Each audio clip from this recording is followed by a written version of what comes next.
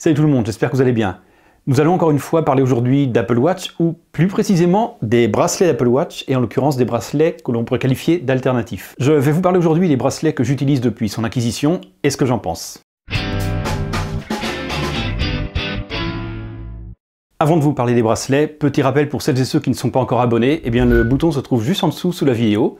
Et pensez à activer la cloche des notifications afin d'être informé des prochaines sorties. Alors à tout seigneur tout honneur, commençons par le modèle officiel qui était vendu avec l'Apple Watch lorsque je l'ai choisi, à savoir le modèle Sport Orangé Regular. Alors évidemment il existe dans différentes couleurs et si j'avais eu le choix j'aurais d'ailleurs probablement pris un autre coloris. Bon, de toute façon, ce modèle orange faisait partie de mes choix dès le départ, donc ça n'a pas non plus été une grosse contrainte. Par contre, la petite surprise, c'est que je m'attendais à un coloris légèrement plus foncé, et d'ailleurs ça, le problème de coloris, vous le rencontrerez régulièrement sur les bracelets notamment. Sinon, hormis ce petit point qui est totalement anecdotique, eh bien c'est un bracelet qui respire vraiment la solidité. Il est épais, on le sent au toucher, et on le voit bien d'ailleurs, hein. Vous pouvez évidemment l'acheter séparément de l'Apple Watch. Et ce modèle-ci, c'est d'ailleurs le moins cher de la gamme chez Apple, il vous coûtera 49 € pièce. Alors ce que je peux en dire, eh bien ça va être très basique, mais c'est un bracelet qui tient super bien au poignet. Il faut prendre juste un peu l'habitude de l'accrocher au départ. C'est vraiment quelque chose qui transpire la solidité et la qualité. Ce qu'on ne pourra pas forcément toujours dire des bracelets alternatifs. Par contre, ce qu'il en est au niveau de la couleur, c'est que ça peut parfois être un petit peu compliqué à porter en fonction des vêtements que vous avez, des contextes dans lesquels vous allez vous trouver. Je me suis donc tourné vers d'autres modèles vendus sur Amazon. Alors évidemment, j'aurais pu les acheter sur des sites chinois, vous allez me dire ça coûte encore moins cher. Mais en réalité, quand on prend les frais de port qui, en règle générale, sont associés à ces livraisons, eh bien on revient peu ou prou au même prix que sur Amazon. Et puis sur Amazon, eh bien, on les a sous 24-48 heures, alors que des sites chinois vont mettre parfois 4, 5, voire 6 semaines pour vous livrer. Et vous retrouverez sous la vidéo les liens vers les modèles que j'ai achetés. Comme ça, vous saurez exactement quels sont les modèles que j'utilise. Alors évidemment, ce sont des liens affiliés, hein, mais ça ne vous coûtera rien si vous faites des achats sur Amazon. Ça me rapportera juste quelques petits centimes de commission. Le modèle suivant, c'est un modèle, alors je vous ai épargné le nom, hein, je vous les mettrai à l'écran, ça va être plus simple que d'essayer de les prononcer. C'est un modèle couleur cactus. Alors, c'est un modèle sport en silicone que j'ai payé 9,99 € lors de mon achat, qui garde toujours un petit peu la similitude avec le bracelet officiel. Par contre, il est à noter que le système d'attache, lui, n'est pas le même que sur les bracelets Apple. Et en première impression, je vous avoue que j'ai été un petit peu dubitatif, et j'ai craint que ce ne soit pas forcément un bracelet qui tienne très bien à l'usage, notamment pour aller courir par exemple, hein, je cours régulièrement. Et je m'étais dit que c'était pas forcément le bracelet le plus sécure de ce côté-là. Et bien finalement, à l'usage, je dois reconnaître que je n'ai pas rencontré de problème, en tout cas pas à ce jour, hein, je l'utilise depuis 2 mois et demi environ. Et j'ai couru à plusieurs reprises avec, hein, et à chaque fois, il me tient parfaitement au poignet.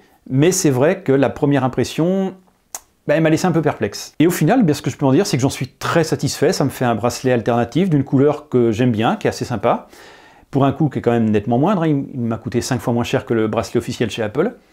Par contre, c'est vrai, il est un petit peu moins épais, hein, on sent que c'est quand même une construction moins... Allez, peut-être pas moins solide, mais ça aspire un peu moins la solidité que le bracelet officiel de chez Apple. Par contre, ça, il est évident que c'est seulement sur la durée qu'on pourra voir lequel est le plus résistant. Certainement que le bracelet Apple durera plus longtemps. Voyons à présent un autre modèle de bracelet en couleur bleu minuit, en tout cas c'est la couleur que j'ai choisie. Alors ce bracelet, il est différent, c'est un bracelet qui en fait... alors, là, je ne l'ai pas mis sur la montre, mais c'est un bracelet qui est en fait refermé une fois qu'il est installé sur l'Apple Watch. Et il est extensible, donc vous glissez le bracelet autour de votre poignet. Il n'y a pas de système d'accroche. Donc c'est un bracelet que j'apprécie beaucoup, que je porte assez régulièrement. Et son côté élastique associé à la boucle de réglage permet d'avoir quelque chose qui tient au mieux à son poignet. Et je le trouve plutôt très discret et il va bien, notamment avec des vêtements un tout petit peu plus habillés, on va dire, notamment en milieu professionnel. Et je l'utilise d'ailleurs assez régulièrement dans ce contexte. Au final, ce bracelet, je n'ai rien à en dire si ce n'est des points positifs. Je l'apprécie beaucoup, comme je vous l'ai dit, c'est un modèle qui est différent, qui est très discret, qui est agréable à porter. En tout cas, c'est un bracelet que je ne peux que vous conseiller, qui me semble avoir une bonne résistance dans le temps. Là où éventuellement tous les bracelets pourront être un peu plus fragiles, c'est au niveau de l'attache. Est-ce que c'est ici que ça tiendra bien sur la durée ? C'est un point que seul le temps nous le dira. En tout cas, moi pour l'instant, au bout de 2 mois et demi, j'en suis très satisfait. Alors le modèle suivant, je ne l'ai pas sous la main parce qu'il est resté à Paris tout simplement. C'est un modèle qui s'appelle, dont la couleur est bleu marine profond. Je vous mets à l'écran. C'est un modèle qui ressemble beaucoup à l'un des bracelets officiels d'Apple. Alors celui-ci que j'avais acheté en décembre, je l'ai payé un peu plus cher, 12,99 € du moins à l'époque, au moment où je l'ai acheté. Alors, il ressemble beaucoup au modèle officiel, mais son système d'attache est parfois un tout petit peu capricieux. Vous voyez ces petits systèmes de scratch qu'il y a ici, mais j'en ai sur ce bracelet, j'en ai un autre ici. Voilà, j'en ai un autre ici au niveau de la jonction du bracelet. Et c'est un modèle qui est très simple à mettre en place. Par contre, celui dont je vous parle, eh bien, il n'y a que le scratch qui est au bout ici. Ce qui fait que parfois, au niveau du petit anneau qui est à cet endroit, eh bien, il a tendance à légèrement se relâcher le temps qu'on veuille refixer. Bref, c'est pas vraiment embêtant, c'est juste... voilà, il n'est pas hyper pratique parfois à ajuster comme on veut, il faut s'y reprendre à 2-3 fois. Par contre, voilà, c'est un coloris qui me plaisait beaucoup lors de l'achat de l'Apple Watch. J'avais d'ailleurs envisagé de prendre le bracelet officiel Apple de ce coloris. Je peux vous conseiller le modèle que j'ai acheté, hein, mais encore une fois, si ce coloris vous plaît, eh bien, j'ai peut-être un autre bracelet qui sera plus intéressant et en général un petit peu moins cher. Alors, le bracelet suivant, eh bien, c'est celui qui existe, comme je vous le disais, dans le même coloris que le bleu marine profond du précédent. En ce qui me concerne, je l'ai acheté initialement en jaune et plus récemment en bleu. Alors, le bracelet jaune, je ne l'ai pas sur moi, je ne l'ai pas amené ici. Par contre, vous envoyez des images à l'écran. Mais le modèle bleu que j'ai reçu il y a une dizaine de jours, alors plus exactement le mer bleu, c'est le nom officiel de ce bracelet, eh bien, c'est un bracelet que j'apprécie beaucoup. Alors, le bracelet jaune, je l'avais payé 10,99 € en décembre. Le bleu, cette fois-ci, je l'ai payé 9,99 €. Parfois, les bracelets se prennent 1 €, ils rebaissent. Enfin bref, ça reste toujours dans la même gamme de prix. Et les tarifs que je vous indique sont les tarifs au moment où moi je les ai achetés. C'est un modèle de bracelet qui est très agréable à porter. Alors moi, je les mets souvent lorsque je cours. Celui-ci, je l'avais d'ailleurs lorsque je suis allé courir avant-hier. Je suis en train de chercher, je ne sais plus quel jour je suis.